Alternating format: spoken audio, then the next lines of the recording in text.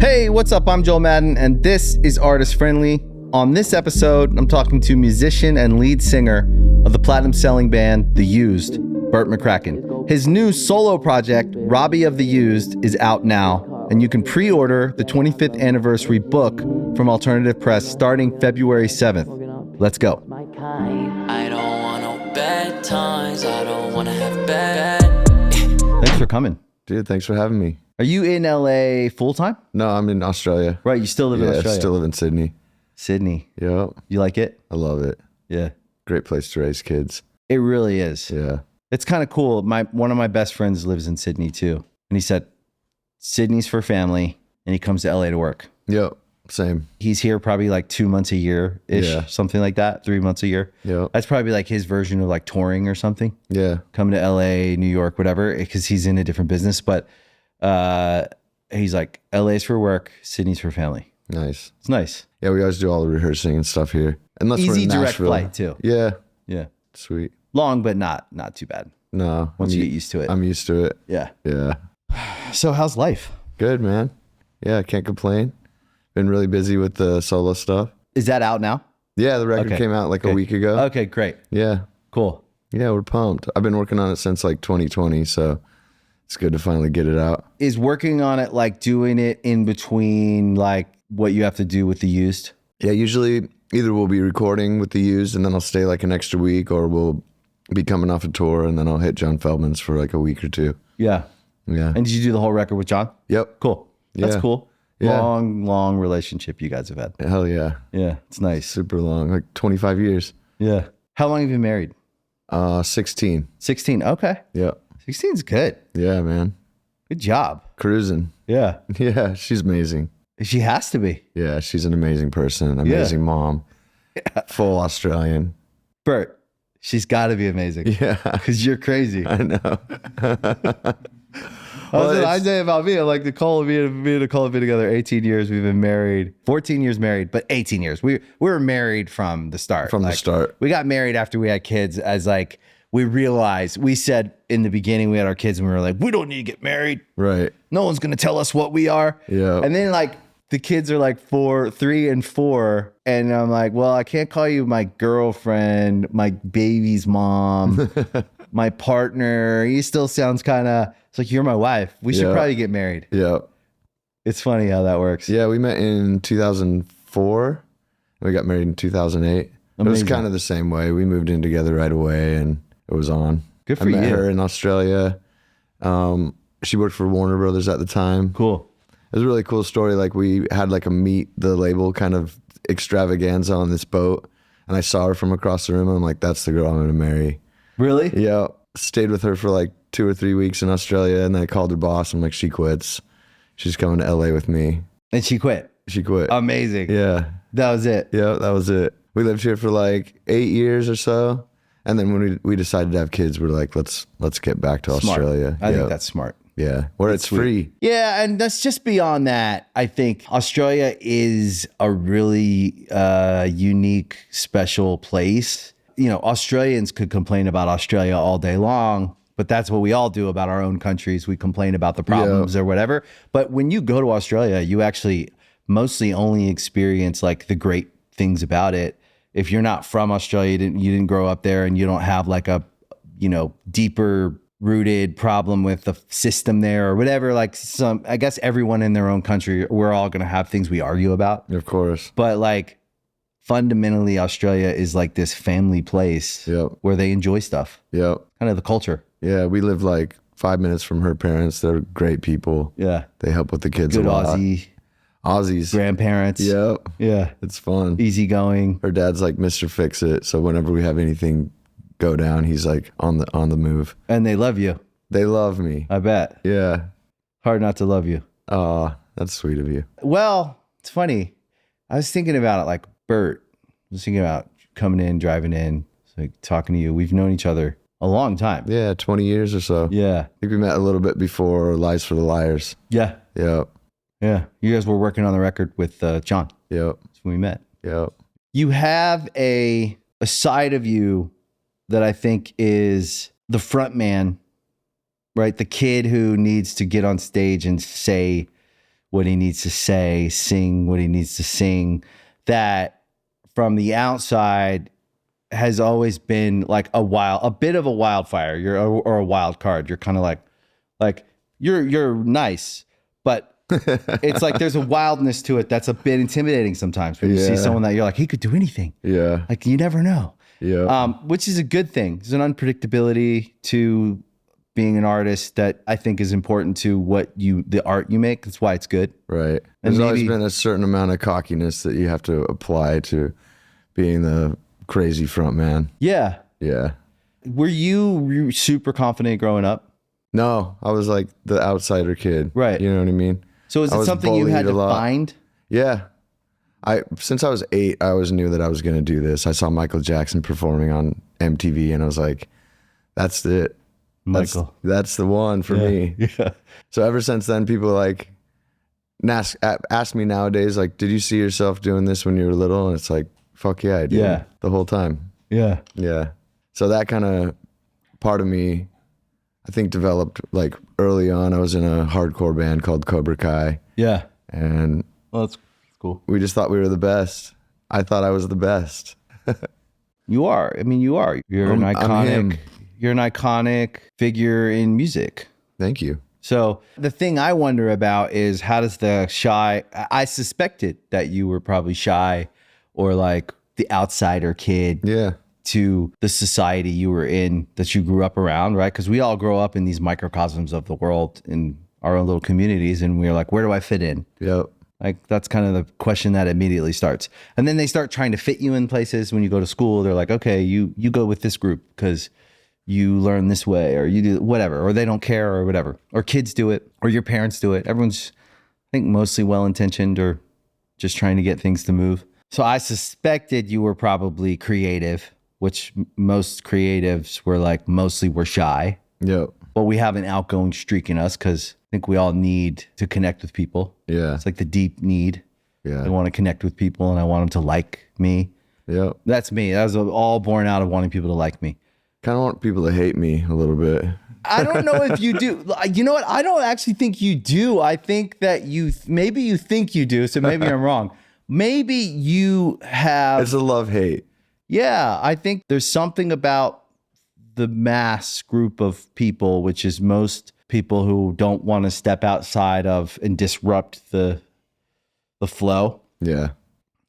that we love and we hate. Yep. The rules of I feel you. stuff. I think there's something that happens to us when we're young where we get hurt by some group of people or something, and we never really forgive them, even when they're the people that like us, like when we get older. Yep. So there's like a love-hate relationship we have with our own success sometimes because we have all these people that come and they're like clapping for you. And then you're also like, well, I've been alone my whole life. I don't know how I feel about all of you people, and me feeling like I got to answer to all of you now. And so there's this weird relationship you gain with, you end up loving your fans. Of course. There's a need there for both of us. Like your music actually helps them Yeah. a lot. I mean, I'm sure they tell you all the time, like, you saved my life, or Yeah. you That's helped what me. music's all about, right? Yeah. Yeah. I think for me, it was growing up in the Mormon church. Right. And feeling betrayed by my childhood and my parents and the whole Right. Mormon situation. Like it was, So I had to lash out. right. Yep. Like it was, It was very, very conservative when I was growing up. I think Mormons have really chilled out. They're kind of more acceptive, and they've opened up they've opened up. They have to. right. I think, Or they die, Yep. goes away. No one's going to Yeah. stay. I think that religions will eventually mimic real, true life. Yeah. Yeah. I think so too. That's smart. That's a good observation. So your house was super conservative. Growing up, yeah. Yeah, mine was too. My mom threw away Nirvana incesticide like 4 different times. Yeah. Yeah. That's the record that taught me how to sing harmonies. Yeah, I would always say that I heard a lot of Kurt Cobain in your music. Oh, And in thanks. your voice and in your delivery and stuff. Like I had a dream last night. I was hanging with Kurt, and he was on this big like Ferris wheel kind of carnival swing, and he's like, "Come up here," and I didn't dare like make the jump from the roof to the swing. Huh. That was my dream. It's crazy to think that he was so young when he still feels like an older guy to me, but he's like half my age. You know what I mean? Did he look young or old in the dream? He looked young. but he still felt old. Yeah. Yeah, that's kind of what like I think afterlife is. Yeah. Something like that. I think we're all kind of stuck at a certain age. What age do you feel? Me? Yeah. It's a really good question. Well, I don't know why 24 came to mind for Right. me. Yeah. I feel about 24. I think it was when I started to realize, again, strict house, was not allowed to experience the world. And then as I turned 14, I got a job because I had to. I was telling my daughter this yesterday because she was complaining about some stuff, and I don't want to like criticize my kids for thinking that their life is hard in the ways that it is. So I always listen, and I'm like, I just share my own experience. Yeah. And I was 14. I didn't know anything. Wasn't allowed to listen to secular music. Wasn't allowed to, secular music. Yeah. Wasn't allowed to go to parties. Wasn't allowed to do anything. But my mom, who was a single mom at the time, couldn't fully pay the bills. She was struggling. So me and Benj got jobs. We were working. So we were paying the electric. If we didn't pay the electric, it got cut off. Yep. So I was telling my daughter that. I was like, there's obligations in life that are just the reality wherever you're at. And if it's keeping the electric on, sometimes it's that basic. Yeah. It's like you have to do it or no one else is going to do it. And but then I started learning about the world when I was in the world. I had to get a job. Yep. And then I started paying bills. You start to feel like you can make decisions. Yeah. So then I started listening to music and just started devouring everything. Beastie Boys, Nirvana, all the music. And then we started Good Charlotte. We were 16, but I think I was behind Right. in my development. I Yeah. was very immature Yeah. in a lot of ways. Immature in work ways, but very emotionally immature. Yeah. And I don't think I started to mature emotionally until my mid-20s. Yeah. When I was like, oh, I need to go to work on myself. I need to go to therapy. And so 24, 25 is when it I felt aware. Yep. But then probably didn't really get there till 32 when I was like, okay, I actually have a grip on what you're supposed to be doing in life. On reality. Yeah. Yeah. I still feel probably 21. You know what I mean? Yeah. Yeah. Just unhinged at times. Well, you're probably a really fun dad. My dad, well, it's complicated. I mean, you, Oh, me? I'm As a a great dad. dad. Yeah. because you're young. Super fun dad. I'm not Yeah. like my wife always gets mad at me for not disciplining the kids. no rules. You know? Yeah. Yeah. Yeah. You learn from your own dad, I think. Yeah. Was your dad fun? Not when I was growing up. Right. He's fun now. Right. Like they just flew out to see me play in Anaheim just for the day. He's really proud of me. But growing up, it was definitely tumultuous. And he's a really angry, kind of violent guy. Yeah. So it was tricky growing up. I left the house when I was 15. They kind of, I started to drift away from the church and think on my own and started to question things. And they were like, well, if you're not going to go to our church, you can't live in our house. And so I pieced out. What was that like? Kind of crazy. I was straight edge. So I was trying to find a way, somewhere to fit in. You know what I mean? I worked at Subway as a sandwich artist. Yeah. And a bunch of my friends worked there who partied a lot.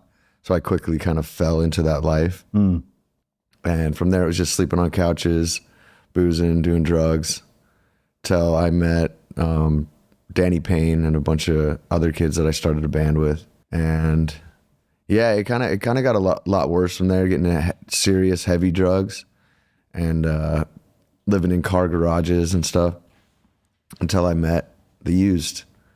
And One of the best band names ever. The Used. Yeah. Yeah. Such a good name. And they would take me to NA meetings and kind of try to help me get back on my feet. Were they sober as well? Yeah. Oh, wow. Yep. Wow. Yeah. How old were you guys? I was 17 when I met him Wow, that's young. and just fresh off like a year of serious meth binge. Yeah, it's tough out there in Utah Salt Lake is City. crazy. Yeah, in Utah, Yeah. it's fucking tough. It's kind of like Alaska.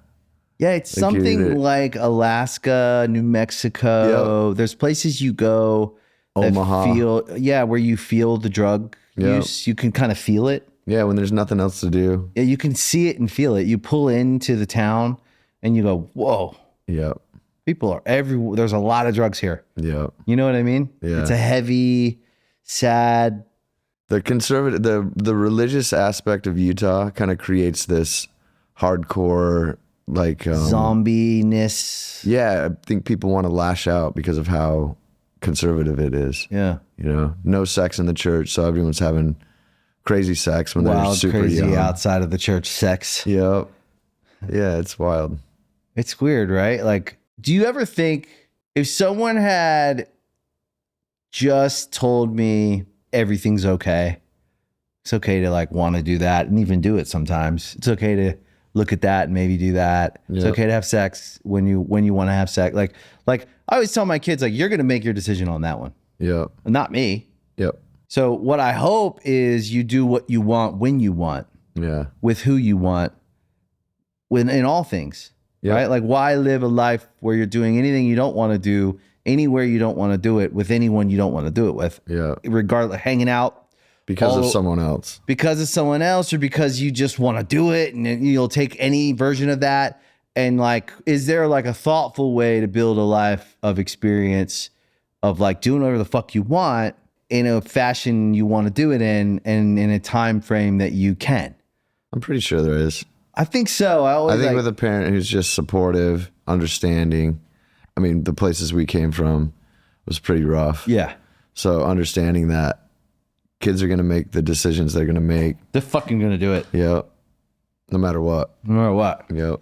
I don't know what to say about it. I always say that, like, I take each phase of parenting as it fucking comes, but I'm like, I don't have a whole idea formed around that yet. Mm-hmm. Try to set some standards of policies. Yeah, you just want your kids to be safe. Yeah, be safe. That's it. I never try to push my kids into anything. You know, like some parents want their kid to be a musician because Or they're a musicians. Dancer or a gymnast. Anything like that. I think that's the wife's job. Yeah. Yeah. My kids figure skate like 5 times a week, so mom's a skate mom. Well, they probably love it. Oh, they love it. Yeah. It's a Yeah. whole thing. Yeah. It's a lifestyle. Yeah. How old are your kids? 6 and 10. Wow. 2 girls. It's really getting real. Cleopatra Rose and Minerva Bloom. Nice names. Yeah, I got to pick them. Yeah. Poetic. Yeah. Full grown kids. They're no longer, you're not in the trenches with the babies anymore. Now you're in the real people. Real people. You're the real people. Yeah. They have thoughts, ideas, like, especially the 10-year-old, like, this is it. Starting to get sassy. Starts to get sassy, starts to get their own idea of something. Yeah. And it's fun. Yeah. But how has that changed your relationship with music and entertaining, going on stage or making music or doing this thing that we do that's a weird job? Yeah. It's a job, It's a job. but it's also a thing we love to do. I think deep down, I've always felt like I was just a person. I was just a normal person, but having kids kind of really solidified that. I think a lot of people walk around with a chip on their shoulder. I think that I've always pretended to have a chip on my shoulder, and it worked out for me. Yeah. But you don't have a heavy chip on your shoulder. I'm just a regular guy Right. living in this world that's spinning. So you get a little bit of entertainment out of it yourself. Yeah. Yeah. When I'm on stage, it's like that side of me kind of doesn't exist in my other life. I think that maybe it did before, being younger and rowdy and disrespectful. But having kids, totally changes all that in a good way. So here's what I think, because you're making me think about myself too, and I'm actually just processing it in real time because I think this way too. Yeah. We have that same experience. I haven't put it into the same words as you, but I feel that same exact way. There's the version of me. There's the me that was on stage all those years. Yep. That didn't know the me that's married with kids, that gets up, takes my daughter to school. My son's sick right now, went home, gave him some medicine, got him some food, Right. hung out with him a little bit, talked about the baseball. He likes baseball cards, and we were talking about the World Series and hung out a little bit. And then I went into my office. My wife came in. We had a conversation about the schedule this week because there's some stuff. And you know what I mean? Like, it's like real, like, it's a real life of a functioning group of people that are all working together to like just live. Yep. And you kind of go like, that's fucking nice. It's a really nice, like, I really enjoy that. Yeah. Completely different from the guy who was just on a tour bus, playing shows every night, whatever. You know what I mean? Yeah. 100%. I think that when you're younger, you get off stage and you maintain that persona a little bit more than you do when you have kids. And because you think you're right. Because you think it's you. You don't realize it's not actually you. It's a perception of you that people have gained, that you've actually, somewhere on some stage, you did something. Yep. And everyone went. One of the things that frontmen and performers are that we actually don't give ourselves credit for, actually, we are observers. Yeah. We observe the group and we notice what makes them react. We notice what makes them smile. We notice what makes them clap. Sure. We say this, they do this. And we inherently become communicators. Yeah. And like, we're actually kind of something like expert people readers. Yeah. You can go to, you as the lead singer of guys on thousands of shows, could go into any room and you know more about everyone in that room within 3 minutes than the average person who hasn't seen hundreds of thousands, if not millions of people. Yep. Every night, hour in, for tens of thousands of hours. So if you think about it, it also shaped our personas. So we're on stage at early shows and we're just being ourselves, but we're doing things that come natural to us. But we're noticing when the things get a response, whatever that response is, some good, some bad. Yeah. Some people like the bad response. Some people like the good response. Yeah. I'm more of like a warm, cheery, clappy guy. Some guys like shock. Yeah. But it's all the same. It's like a response. People respond a lot like a bodily function almost. Sure. They're just like, ugh, you know, like you smell something bad or you smell something good. It's very natural. Yeah. So you end up becoming this kind of version of yourself that's in response to the interaction you've been having every night, right? Yeah. And then you think it's real. Yeah. So you're saying like you carry it off stage and you keep it going way longer than you like would now at this age when your kids don't give a fuck. No. They just want their dad to like hang out with them, and they think it's cool, but it's not like the end all. And it's not actually, they actually get it. Like it's not actually you. Yep. Like my kids kind of say that too. Yeah. And they're like, yeah, it's cool. That's funny. Like, it's cool you do that. You're a different guy up there, Dad. Yeah, exactly. Yeah. It's cool. I think that it's what we got to do, you know. A lot of people come to shows just to watch, just to sit back and, you know, observe, like you're saying. A lot of people come to shows to lose themselves and really be a part of it and open up their heart and let their true self be shown for just an hour or whatever it is. Yeah. I've always wanted to know like what you were thinking up there. Yeah, it's like therapy for me. Yeah. You know, I get up there and say what I feel and feel what I feel. It's not so much about the reaction to me. It's more about just the enjoyment of the moment. And yeah, shock is cool. I think that puts people outside of themselves, you know. I also think I needed a lot of love. Yeah. I didn't get enough hugs. Yeah. You know what I mean? Like growing up, I didn't get enough hugs. Yeah. I didn't get enough like attaboys. Yep. And I need those. I came to the realization, I told my wife like a while ago, I came to the realization that what the gold in life for me is someone saying good job. Yeah. You know, and like I told her I need that. I need you to say good job. Yeah. Like that's what I thrive on, and that's when I'm at my best is when someone like pats me on the back or like just being honest, you know, like I need hugs. Yeah. I always thought about like what it must be like to be around Prince or be around David Bowie. Yeah. And I wanted people to be scared of me. Yeah. You know, I wanted people to fear the presence. So for me, maybe not hugs, maybe more like, oh, fucks. You accomplished it. Yeah. That's how I used to be. I was like, oh, Bert. The oh, fucks. Bert, talk to me. It's real. funny. It's good. You know what's funny? Like we play it out, but like, I wonder why though. Yeah. Not fitting in school. Yeah. Not being a part of the skater crew or the stoner crew, or Not having a crew. I was always in the plays. You know, I always loved to be on stage no matter what. Yeah.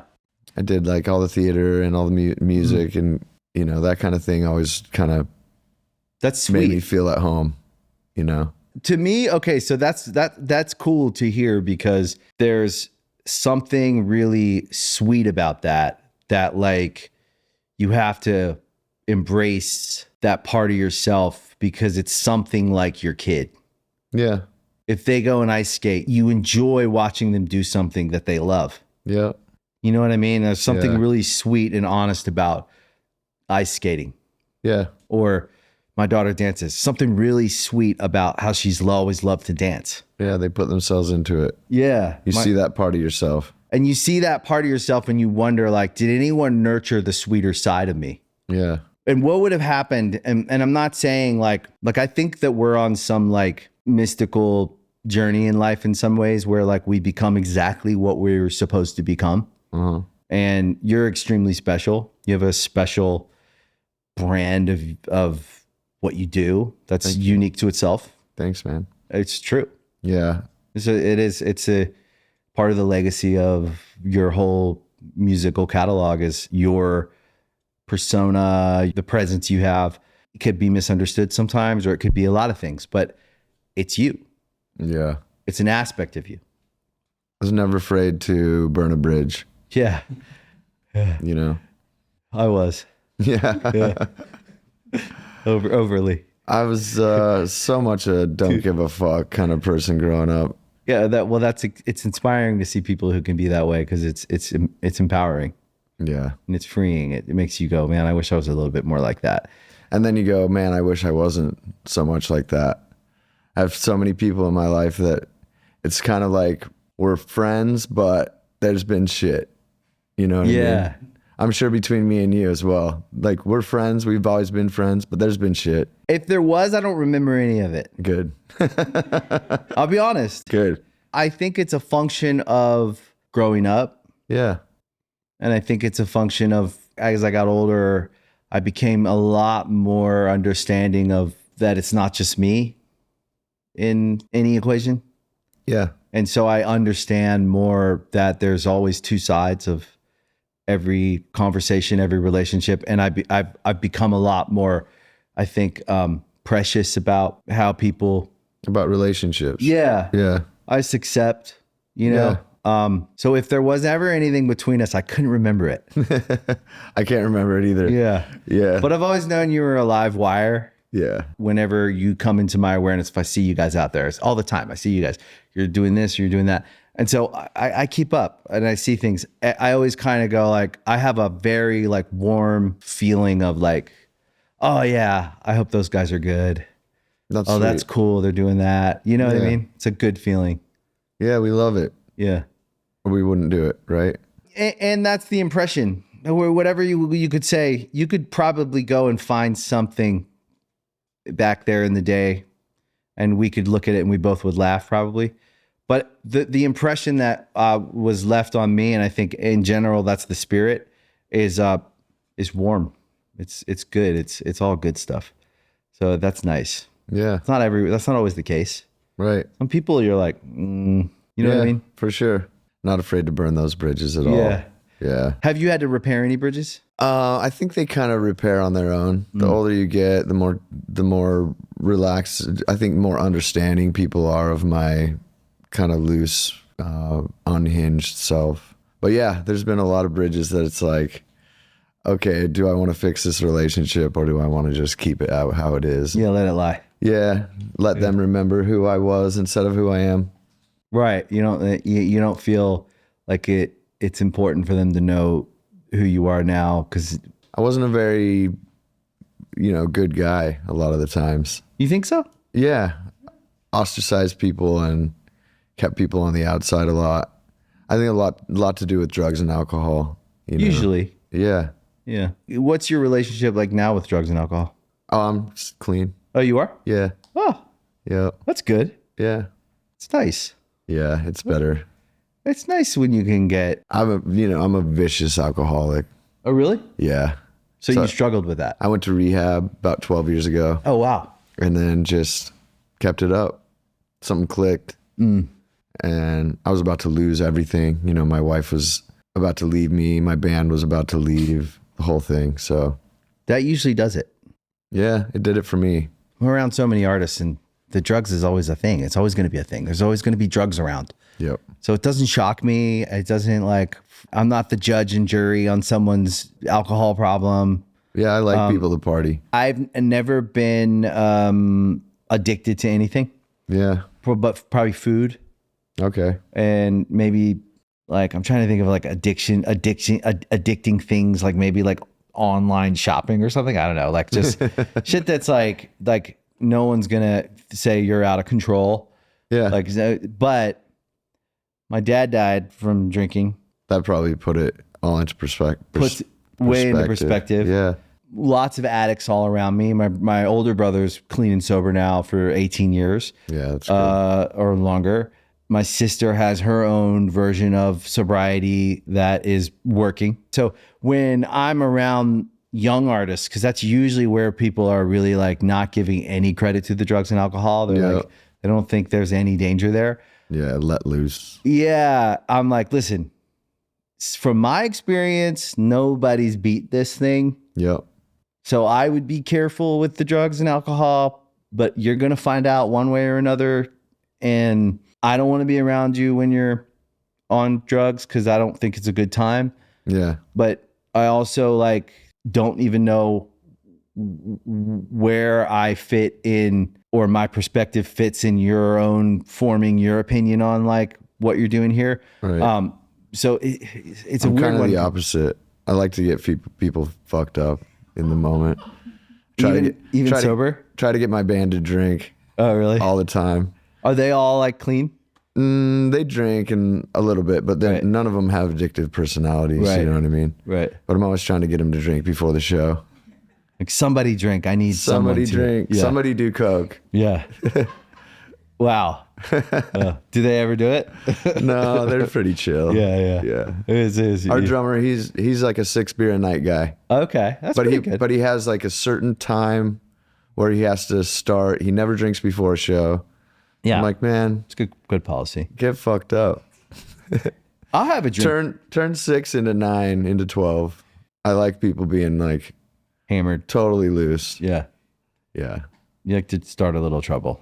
Always. Yeah. That's funny. I'll get drugs for them. Will you really? Of course. Yeah. You're nuts. I wouldn't even know how to get drugs. No? No. It's easy. I've never done cocaine in my life. Never? No. Oh. I don't even know what it looks like. Oh man. So I mean, I like to party too. I stay away from drinking. Right. But if there's drugs around, Oh, so you do drugs? every once in a while. Okay. When they're around. Okay. That is the strangest thing I've ever heard. I think that there's a lot of exploration that kind of can open your mind. Mushrooms and I don't count those LSD, as drugs. DMT. So I don't count mushrooms as Good a drug. drugs always rhyme. Yeah. Yeah. Yeah. Psilocybin. Ooh. I don't count that as a drug though. Yeah. It's a like mind weed. opener. Weed. Or tobacco. Yep. But it's just, you count cocaine, heroin, yeah. those two alone. Well, I think prescription drugs. Oh yeah. Pain pills. I don't fuck with those. Pain pills are Yeah. dangerous. Yeah. I don't fuck with pain pills. I just know so many people that got hooked and then they end up on heroin. Yeah. I got hooked on accident. You know, broke my elbow falling off the stage, and they just give you a big ass bottle of Vicodin. It's easy to. But microdosing mushrooms, I've done that before. Yeah, nice. You gotta Smoked weed. I smoked weed. I don't like it. I don't like weed, but I smoked it before. Yeah, I like it a lot. Enough times to say I like. Do you smoke weed a lot? No, I quit smoking weed like a month ago. Okay. Real stoner move. I just forgot to smoke one day, And then you stopped. and then I was like, well, I don't really feel any different. Yeah. Saved myself a bunch of money. Yeah. My wife's the opposite. Yeah. She likes to wake and bake. Yeah. Well, I don't which I think. love. It's amazing. But I actually think it's like kind of herbal, medicinal. Like I take. Some people open up. Some people it helps anxiety. It helps depression. Yeah. Some people it really works for. I think for me it's a little bit of the opposite. Kind of, I can definitely spiral out. Does it make you anxious? It can. Yeah. It depends on what's going on, what kind of headspace I'm in. You know what I mean? Yeah. If there's a bunch of shit going on in my life where I'll be anxious anyways, Right. it'll just take it to the next level. Right. So That's the thing I always have to remind myself about anxiety because I struggled with it when I was younger. Yeah. Big time.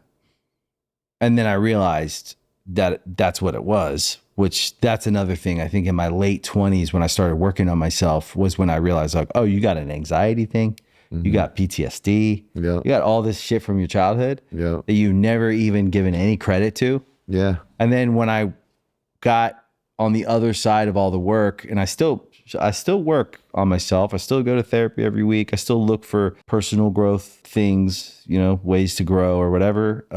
One of the things I have to always remind myself is like, no, everybody is anxious a little bit about something at any given moment in their life.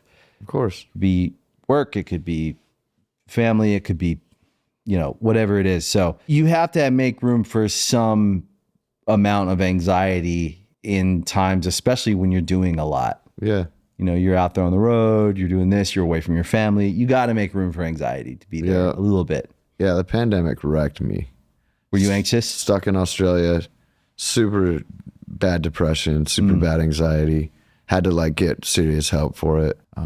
Not playing shows is just, that's my outlet. That's my savior, being able to be on stage. And I just love touring. I love the bus. I love the camaraderie. Mm-hmm. I love, you have way more friends on tour than you do when you're at home.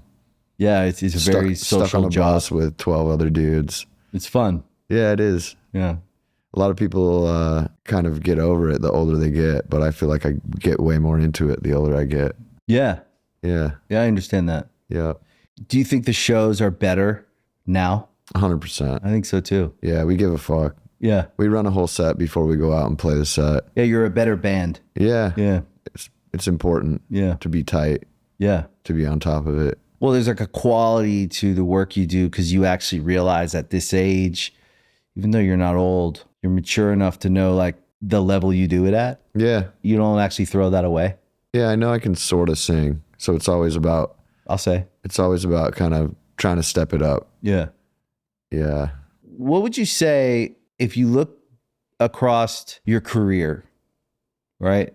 Which is 2 decades. Yeah, 25 years. Right. So I was in bands before that, but it was never anything serious. Still counts though. I was in a ska band. Yeah. Still counts. Skanking. And then a hardcore band. So I got kicked out of my ska band for screaming. And then I got kicked out of my hardcore band for smoking weed. Right. You're straight edge hardcore band. And yep. Yeah. And still friends with all those dudes. It's amazing. But you were disloyal. Yeah. Yeah, because that's the always hardcore bands. Unhinged. Loyalty, respect. Yeah. But if you were a bodybuilder, the first day you walked into a gym would be the start of your bodybuilding career. Of course. So in my mind, first day you started in any band was the start of your music career. So let's say 3 decades, right? Yeah. Of work. If you look back across 3 decades of work, is there 1 or 2 things you could say that you're the most proud of? I think being able to keep the Used together for as long as it has been, that's definitely It's an accomplishment. yeah. I feel like a lot of bands struggle with that. Even though we've had different players and this and that. Yeah. Our bass player, Jeffa, we've been together the whole time. So playing these solo shows has been crazy because it's the first time I've been on stage without Jeffa in, 25 years. Wow. And I think that being able to open up the way I do when I record music and when I write lyrics, I've never hidden anything. Yeah, you've never held back. Never. Right. It's more than my journal. It's so intimate. It's terrifying. Yeah. Yeah, that's I have to be honest, I don't know if I could say that. Yeah. I hold back. Yeah, I can't help it. It's like a big part of what I believe music is about. Yeah. And everyone has problems. Like you said, everyone has anxieties and everyone will experience sorrow. Everyone will experience heartache. Loss. And if I can open up that side of myself, I think that people can always relate. I group all those things into the inevitable pain of life. The inescapable pain of life is that we will all share, regardless of where we're from, what we look like, how much money we have, whatever. The thing that we all have in common. It's not actually love. Yeah. Some people never, as sad as it is for me to say that, some people never experience. We all experience different levels of love. We don't actually know if we're sharing the same thing when we say we share love. I don't know if that's true. Sure. Right? I know people that have said, I've never found a person. Yeah. Right? I know people like that. But everybody has someone that dies. But everybody has experienced the pain of life, the loss. The loss. Loss. Yeah. would be the one. The heartache. The heartache and the pain of loss is, to me, the number one connector of all of us. Yeah. And then there's some others, but Yeah. loss to me is the biggest. Yeah, I was able to tap into that really young. When we were making In Love and Death, there was a bunch of tragedy in my life. I lost the first girlfriend I ever had to opiates. Ooh. And was able to just put it in my music. You know, was able to really use that as a type of therapy, as a type of grieving. Mm-hmm. Yeah. That's why I think so many people like your music. It's interesting because, like, to hear you say you don't hold back, it makes me wonder, like, how much loss did you suffer before you were 25? Yeah. Amazing amounts. Right. Yeah. Amazing amounts of loss. Whether it's your puppy who you've been hanging with for years, or Yeah. a Same. girlfriend that you experienced like everything with, your first everything. Yeah. And John Feldman has always helped me kind of be able to stand up instead of lay down, Right. you know, and put that into song. Yeah, you guys have a special creative relationship. Yeah, he's definitely an older brother to me. Yeah. He's a tricky character, that's for sure. He's a complicated guy. But he has an amazing work ethic. Yeah, he does. And I think for those of us who are on the inside, we can really see, like, he's the same as all of us. You know, He's an artist. He's an artist. He's had his artist journey. I love when people are talented enough to be the fuck you guy. Right. Yeah. Yeah. Like I hear stories about Prince, don't look me in the fucking eyes kind of guy. Yeah. And I'm like, that's pretty badass. I think that if you're talented enough, you deserve to be that kind of guy. Yeah. Well, he was real. Yeah. Somewhere down the road with Prince, somebody hurt him bad enough Yeah. that he was like, no one's ever going to fucking do that to me again. Yep. And he started making rules. Yep. And it wasn't about how big he was. It was 100% about his rules. Yeah. Well, sometimes it is about how big you are. Sometimes. Yeah. But that definitely kind of reinforces the rules. Yeah. It makes people like want to follow them if they want to be near you or whatever. But I do think that we all have to come up with our own set of policies that we believe in Sure. and stick with it. And if people don't like it. Sure. Well, let's talk about the solo record. Yeah. How's it been? It's been amazing. Yeah, these little shows we're playing has been like so freeing and so kind of cathartic. I feel like I've never done anything outside the band, and just to have this little moment where the guys are cool with it as well. It was never like, what is he fucking doing? He's trying to branch out on his own. I made a record for fun. It's about desperate love. It's about seeing the positive side of things. Yeah, it came from a really dark place, which is nice because I'm able to kind of peek over the edge of, you know, I'm able to keep my head above the water a little bit. Was it during the depression and stuff that it kind of was born in that depression of like COVID and all that? Yeah. Right. So we come into the studio and it's like a little therapy session. How we feeling today? What's the vibes?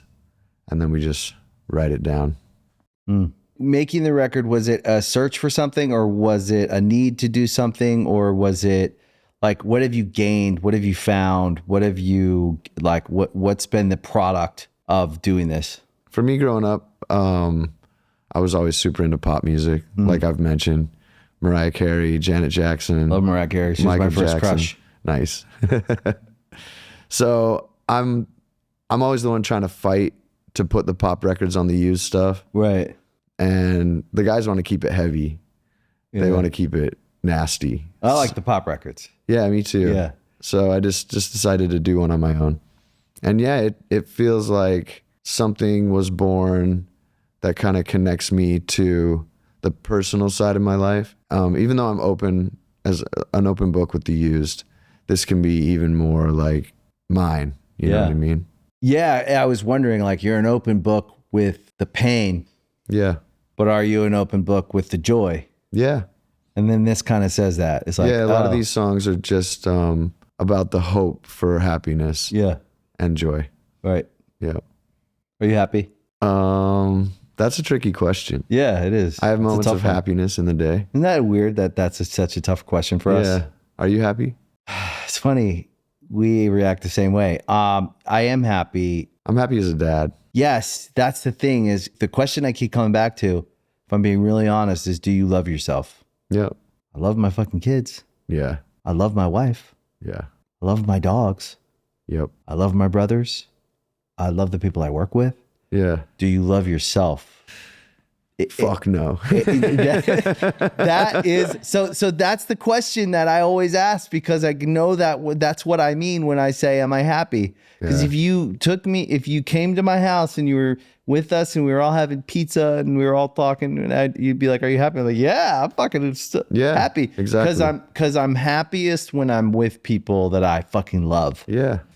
But am I happy? Easy. I've had to learn how. In the moments where you're just by yourself. That's the good question. Yeah. This is a funny thing I always say to my therapist, right? I'm trying not to hold back here. I always try to not hold back on this show because I care about the conversations, because the people listening, I actually feel like when they listen to, listening to Bert from The Used, one of their favorite bands, they want to experience the person. Right. Because they relate to your music. Yeah. They relate to your story. They know all about it. There's always hurt behind sharing like that. Yeah, there's pain. Beyond pain. Yeah. It's terrifying. Yeah. Like maybe I'll listen back to this interview and be like, fuck. I always say that. Cringe. I always say that. Yeah.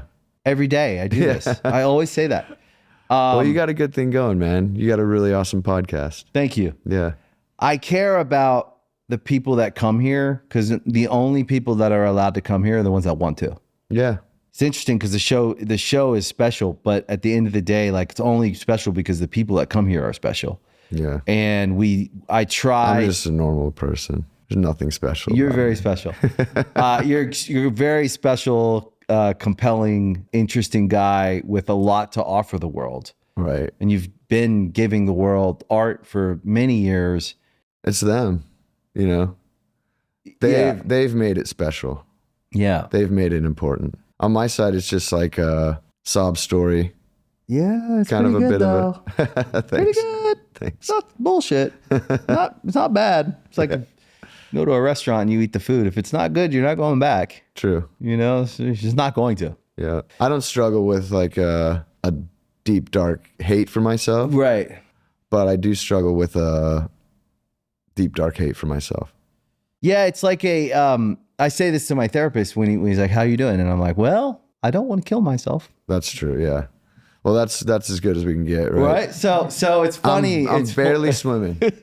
It's funny because I haven't drowned yet. Yeah, it's like, well, I'm doing pretty good. I don't want to kill myself. Yeah. That's sad to say it, because the truth of the matter is that at some point in my life, I didn't feel like I didn't feel like I was special. I didn't feel like I was lovable. I didn't feel like I was worth anything. Yeah.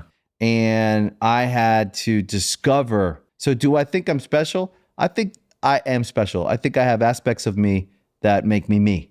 Yeah. And I think that what I discovered in life was to be myself is the actual journey. Right. What does it mean to be me? Yeah. However exciting or not exciting that is. Is it okay to not be exciting? Is it okay to be a boring guy? Never. Is it okay to be like into the dumb little things I'm into? Never. Right. Special is a tough word, but I'm powerful. Yeah, you are. Commanding. Yes. I believe that people need to listen to me. Yeah. Some people will call that special, though. It's a funny word, though, because people would make fun of me for saying the word special. Right. Right. But I like special shit. Humans are all special in their own way. Yeah. Right. Everyone has their thing. There's a lot of words for it. Unique, special, different. But I think the solo record is an exercise in kind of this like exploration of like, who am I now? And what do I want to show people this side of me? Yeah. It's a bold move to show people that side of you. Yeah. Like I said, I think a lot of people have the same experiences that I do. Yeah. Deep, dark pain that they maybe want to hide from, but they don't have to. Yeah. Yeah. There is some way we can integrate. Yeah.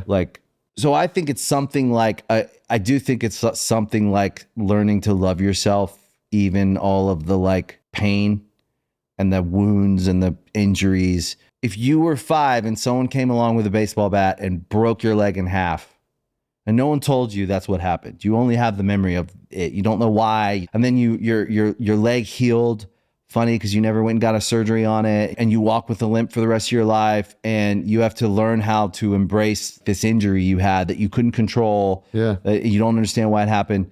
Or And then just be pissed about it for your entire life. or you can be pissed about Yeah. it, and likely you are for a long time. Sometimes that makes the person, right?